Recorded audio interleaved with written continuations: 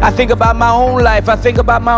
And I ask myself the question, what would I have if it wasn't for the Lord? Because everything I have came from the Lord. Everything I have belongs to the Lord.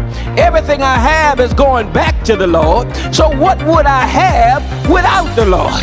Then what would I do without the Lord? Lord have mercy. What would I do without the Lord?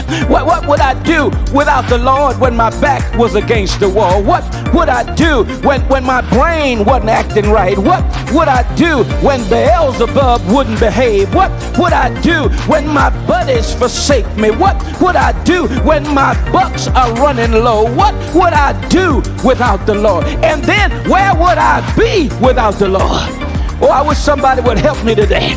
If you started thinking just for a minute where you would be without the Lord, I would not be able to finish this. You would be running up and down these aisles. You'd be turning over these seats. Because when you look back in your life and think about what could have been, when you think about how it could have gone this way instead of that way, when you think about how far God has brought you, you got to ask yourself, where would I be if it wasn't for the Lord?